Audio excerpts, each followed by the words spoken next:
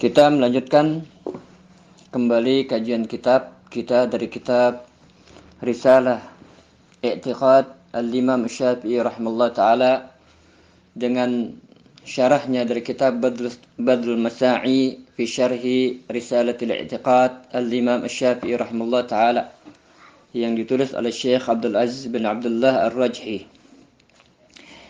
Kemarin sudah ana terangkan di muqaddimah bahwa tujuan pembahasan ini adalah dalam rangka mengangkat akidah salaf, dalam rangka meninggikan akidah salaf, di mana Imam Syafi'i rahimahullah ta'ala berada di atas akidah ini, dan juga para fuqaha al-mutaqaddimin yang menisbahkan diri mereka kepada madhab beliau pun juga berakidah sebagaimana akidah Al-Imam Syafi'i rahimahullah ta'ala. Dan kemarin telah diterangkan tentang sebab kenapa para fuqaha yang menisbahkan diri mereka kepada madhab Syafi'i yang mutaakhirin ternyata mereka menisihi Asy-Syafi'i rahimahullah ta'ala di dalam akidah. Ya, sekurang-kurangnya ada 3 sebab yang disebutkan oleh para ulama, di antaranya adalah tarkut tamassuk bil kitabi wa sunnah wal bu'du anhuma. Yang pertama adalah meninggalkan dari berpegang teguh dengan Alkitab dan sunnah dan menjauhkan diri mereka dari keduanya. Ini sebab yang pertama. Kemudian sebab yang kedua, qillatul ma'rifah bi aqwalis salaf wa tarkil amal bih. Sebab yang kedua adalah sedikitnya pengetahuan mereka tentang ucapan-ucapan dari kaum salaf dan mereka meninggalkan amal tersebut. Ya, mereka meninggalkan amal yang diamalkan oleh salafus saleh. Kemudian sebab yang ketiga, an-nash'atu fi awsatil mubtadi'ah wa tatanammad ala aydihim. Ya, yaitu sebab yang ketiga, mereka hidup di tengah-tengah masyarakat yang mereka menghidupkan bid'ah dan mereka belajar dari guru-guru yang terkena syubhat bid'ah. Ya, terkena syubhat bid'ah. Jadi mereka terbawa ya dengan pemikiran mereka. Dan para ulama fuqaha dari kalangan mazhab Syafi'i yang menisbahkan diri mereka kepada mazhab Syafi'i, ya, mereka berada di atas manhaj salaf, akidah salaf, sampai muncul Al-Imam Abul Hasan Al-Asy'ari rahimahullah ta'ala. Ya, Al-Imam Abul Hasan Al-Asy'ari rahimahullah ta'ala yang membawa akidah aqlaniyun, yang mendewakan akal. Ya, Al-Imam Abul Hasan Al-Asy'ari membawa akidah Mu'tazilah. Ya, lalu setelah itu, ya, ulama-ulama yang menisbahkan diri mereka kepada mazhab Syafi'i pun berubah dalam masalah akidahnya. Disebutkan di sini, laqad kana al-Imam Syafi'i rahimahullah ta'ala wa fuqaha'ul madhhab al-mutaqaddimin fi masail al-aqdiyah ala sunnati allati kana 'alaiha an-nabiy sallallahu alaihi wasallam wa ashabuhu.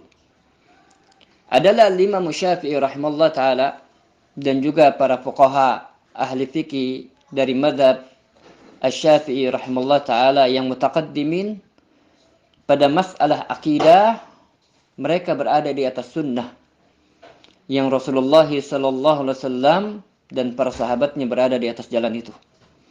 Falamma dhahara Abul Hasan Al-Asy'ari rahimahullah ta'ala wa huwa minal mutaqallimin al-muntasibin lil madhhab Syafi'i, ya, maka ketika muncul Abul Hasan Al-Asy'ari rahimahullah ta'ala, di mana beliau ini adalah seorang mutakallim, ya, seorang mutakallimin, ya, yang membawa mazhab Mu'tazilah, yang menisbahkan dirinya kepada mazhab Syafi'i, i'taqada sihhatu mazhabihi katsirun minal mutaakhir Syafi'iyah.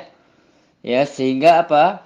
Sehingga kebanyakan dari para fuqaha mutaakhirin dari kalangan Syafi'iyah akhirnya mengikuti madhab atau akidah yang dibawa oleh Abul Hasan Al-Asy'ari rahimahullah ta'ala.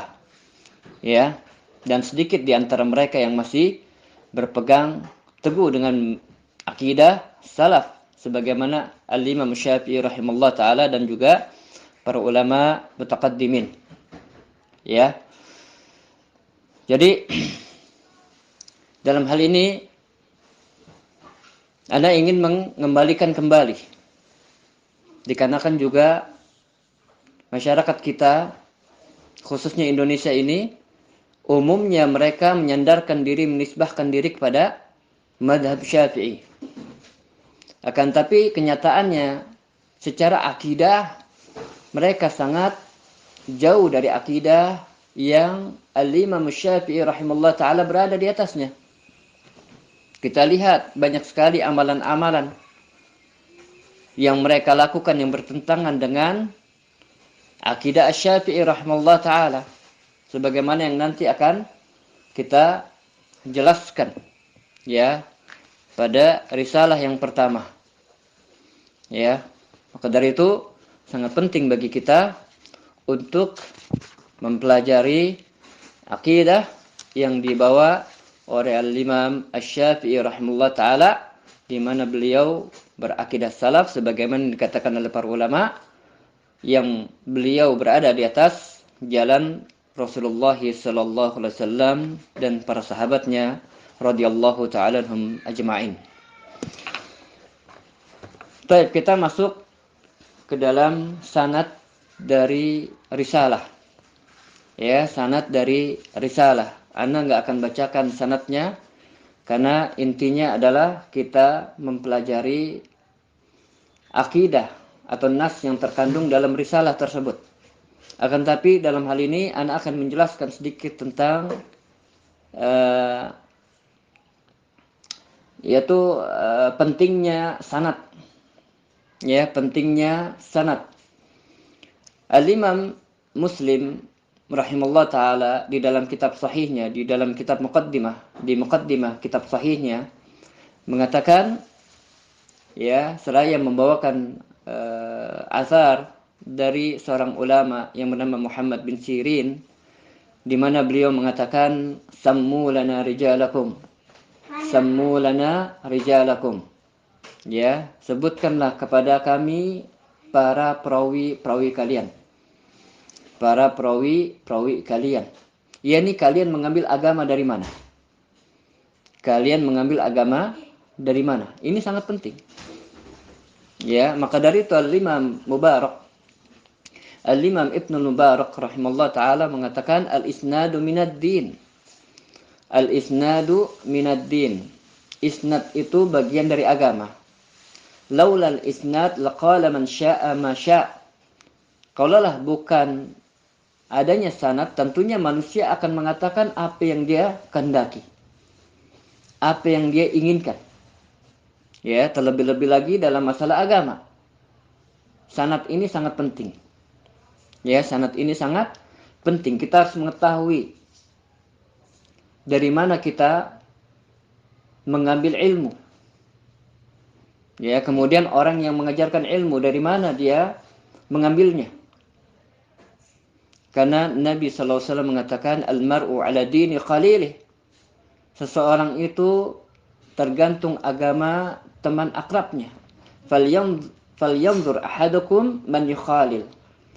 Ya, maka hendaknya salah seorang di antara kalian memperhatikan kepada siapa dia bergaul. Ya, kita lihat pengajar kita. Ya, kepada siapa biasanya dia berkumpul. Dari mana dia mengambil agamanya? Ya, karena agama ini, karena sanad ini merupakan bagian dari agama sebagaimana yang dikatakan oleh Abdullah bin Mubarak rahimahullah taala tadi.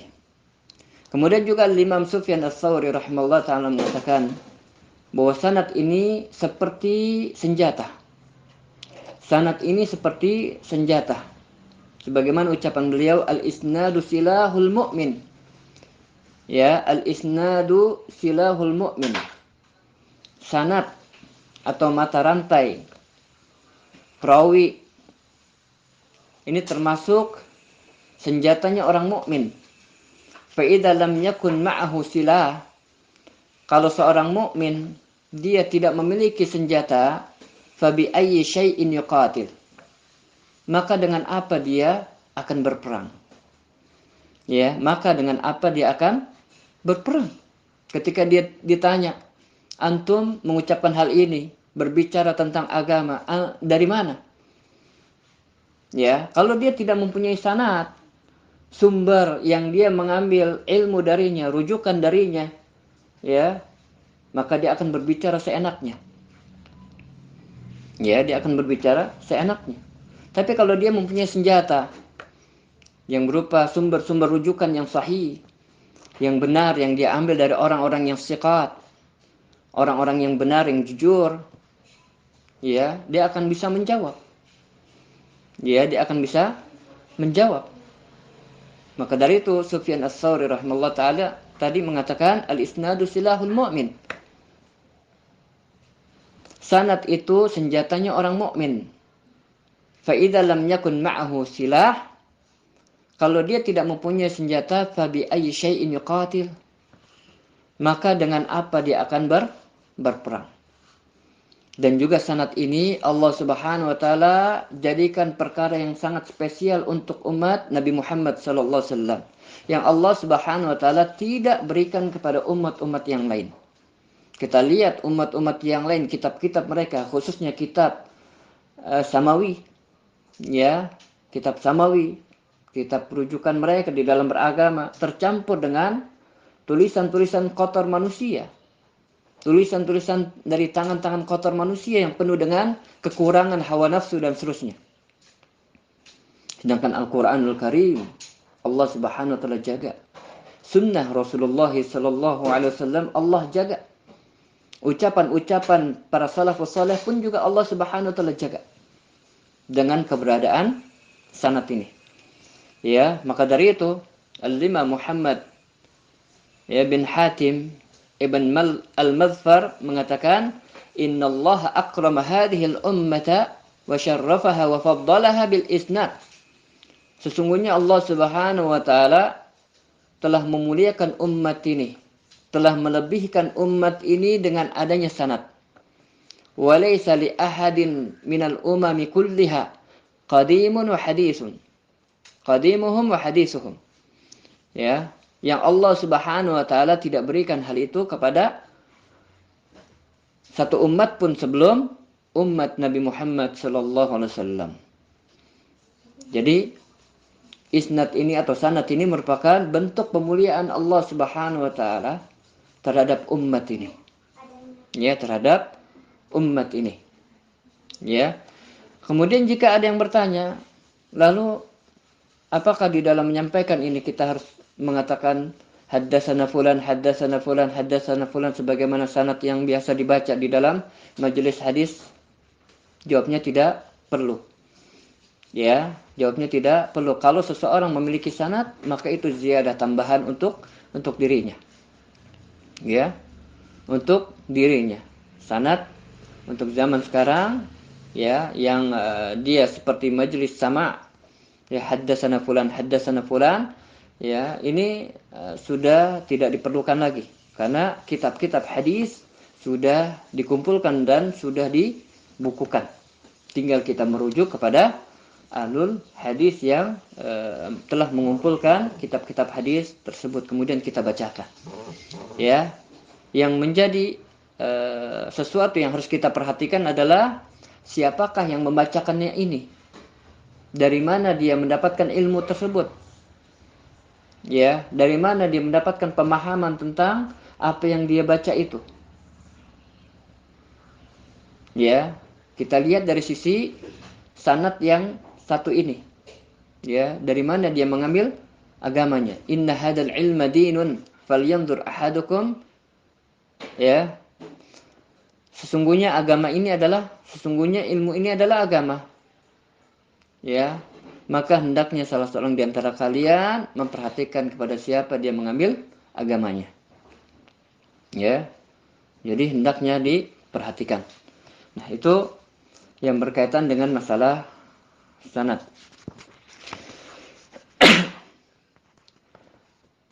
Al-Imam Al-Hakari menyampaikan sanadnya sampai kepada Abu Nasr Ahmad bin Mahdi bin Sulaiman Al-Muqri. Dia berkata, anba'ana Abu Nasr Abdul Wahab ibn Abdullah Al-Muqri bi Dimashqi.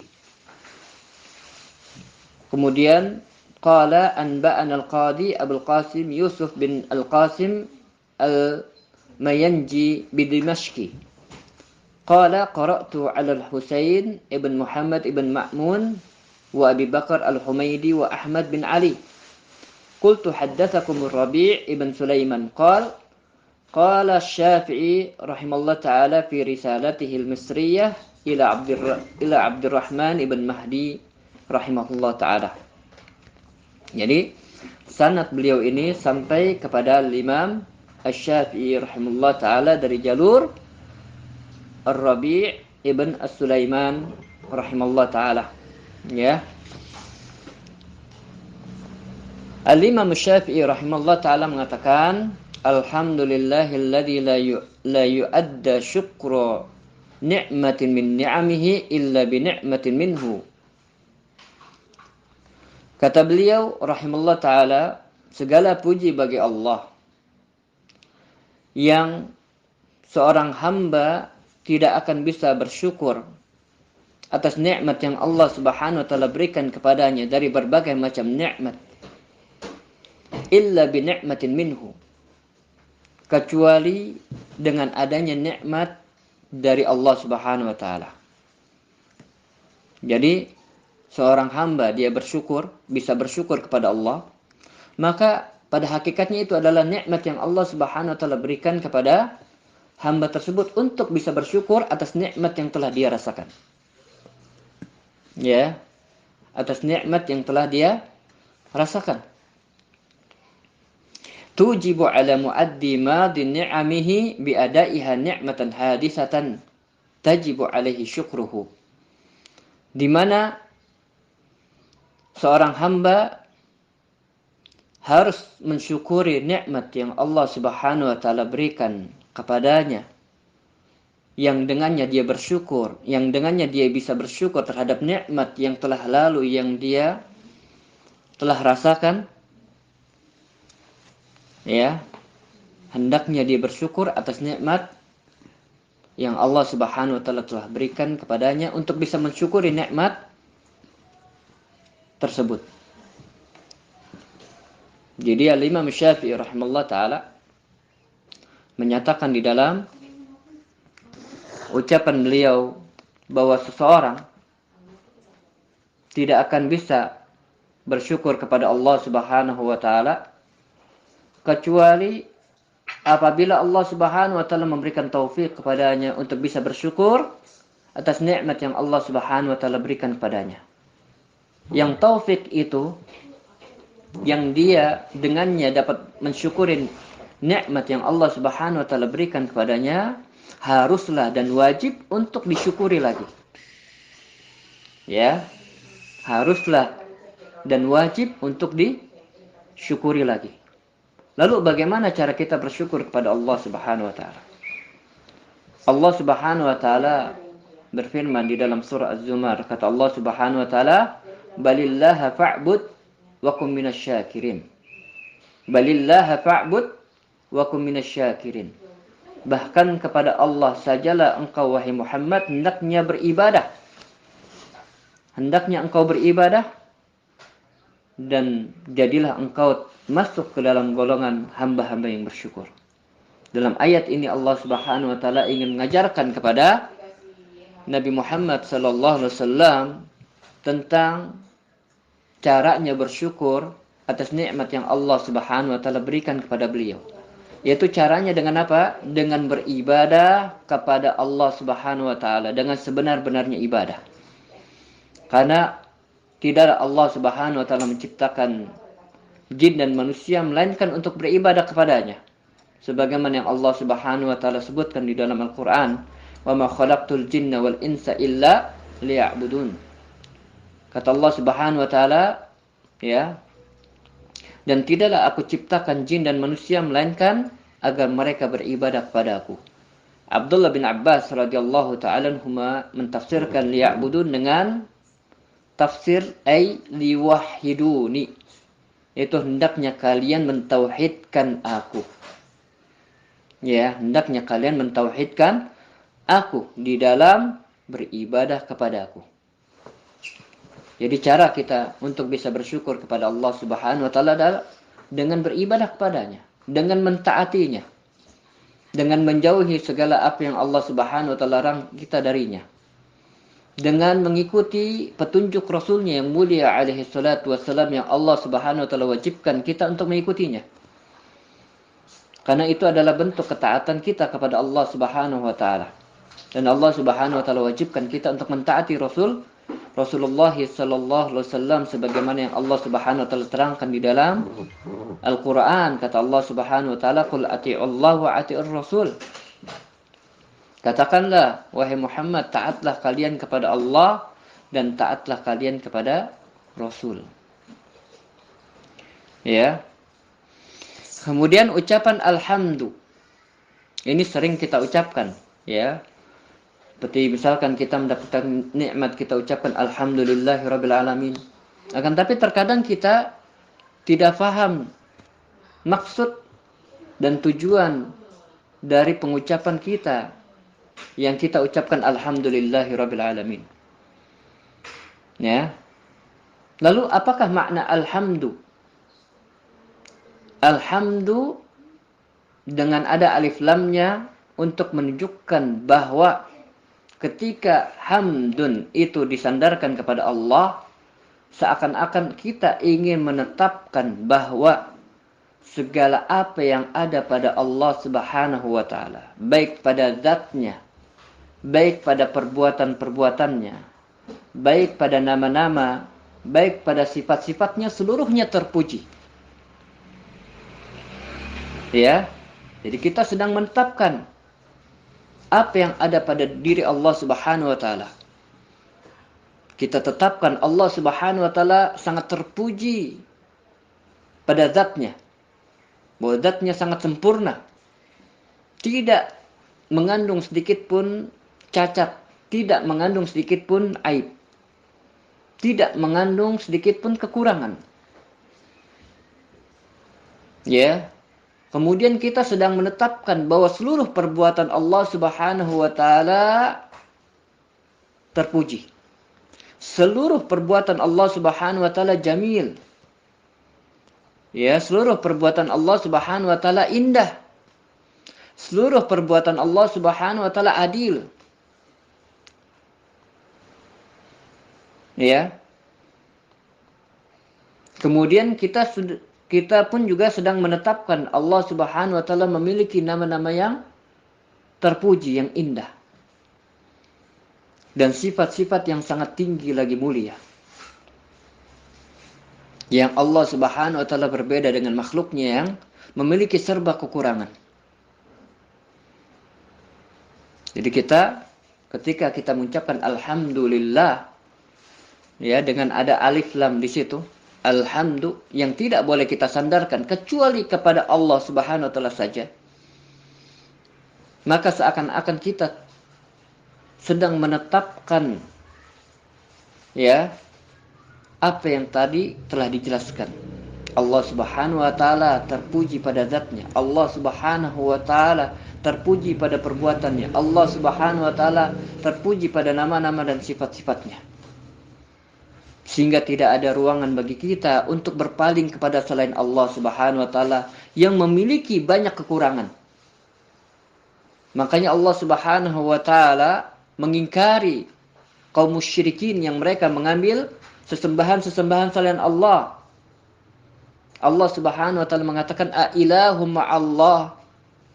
A ilahum ma'allah, apakah ada ilah yang disembah bersama dengan Allah, padahal Allah lah zat yang maha sempurna. Allah subhanahu wa ta'ala yang memiliki kesempurnaan yang sangat tinggi, yang tidak akan berkurang dengan sebab kezaliman para hambanya.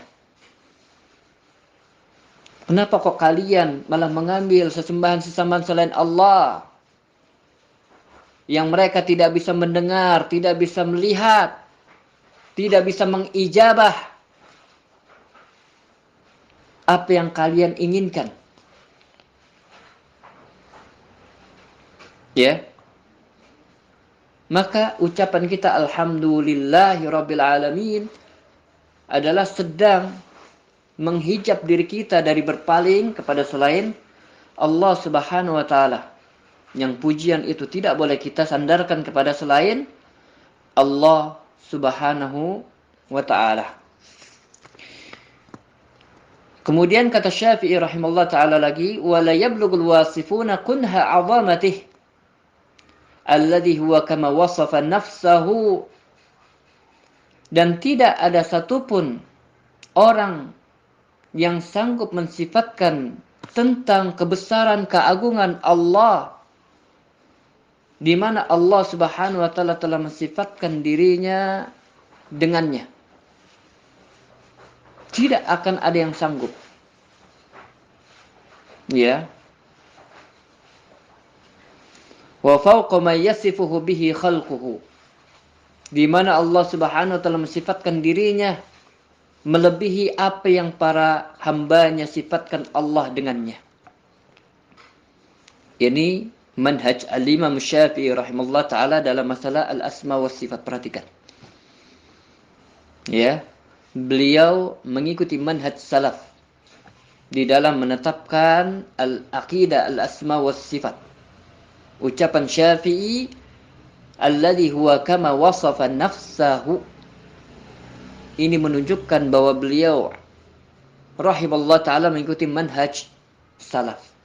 Karena manhaj salaf ketika menetapkan akidah al-asma wa sifat, mereka mengatakan nu'minuna bi annallaha wasafa nafsahu. Ya.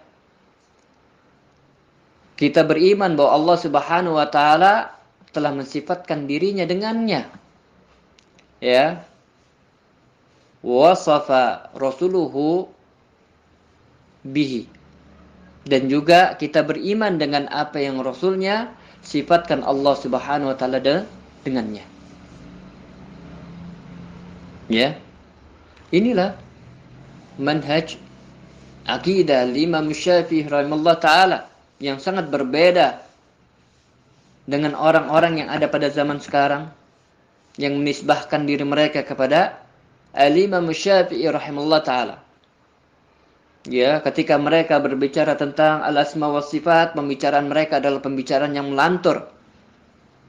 Mereka mensifatkan Allah dengan sifat-sifat yang tidak pantas bagi Allah Subhanahu wa taala. Mereka mengingkari sebagian sifat-sifat Allah. Mereka hanya menetapkan beberapa dari sifat-sifat Allah. Sedangkan Asy-Syafi'i rahimahullah taala dalam ucapannya, alladzi huwa kama wasafa nafsahu, yang Allah Subhanahu wa taala sebagaimana yang telah Allah sifatkan dirinya dengannya. Asy-Syafi'i rahimahullah taala menyerahkan hal itu kepada Allah, beriman dengan apa yang Allah Subhanahu wa taala sifatkan dirinya dengannya. Ya. Ahmaduhu hamdan kama yanbaghi likarami wajhi wa izzi jalalihi, dan aku memujinya dengan pujian sebagaimana yang patut ditujukan kepada Allah Subhanahu wa taala. Ya, likarama wajhi, dikarenakan mulianya, ya, dikarenakan kemuliaan wajahnya dan sangat tinggi zatnya. Wasta'inuhu isti'anata man la haula wa la quwwata la haula wa la quwwata lahu illa bihi, dan aku meminta pertolongan kepadanya dengan permintaan orang yang tidak memiliki kekuatan sedikit pun kecuali apa yang diberikan Allah Subhanahu wa taala kepadanya dari kekuatan. Asy-Syafi'i rahimahullah taala, perhatikan, isti'anah, meminta pertolongan kepada Allah. Berbeda dengan kuburiyun pada hari ini, yang mereka juga menisbahkan diri mereka kepada Asy-Syafi'i. Mereka minta-minta kepada penghuni kubur. Ya, mereka menyandarkan diri mereka kepada penghuni kubur. Perhatikan Asy-Syafi'i rahimahullah taala, asta'inuhu isti'anata man la haula lahu wa la quwwata illa bihi.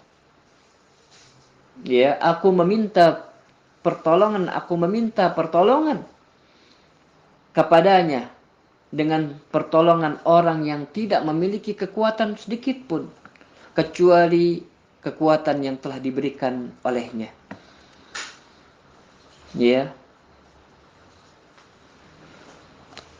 Wa astahdihi bihudahu alladhi la yadhillu man an'ama bihi alaih. Dan aku meminta hidayah kepadanya dengan hidayah yang tidak akan sesat orang yang Allah Subhanahu wa taala telah berikan nikmat hidayah itu atasnya. Ya.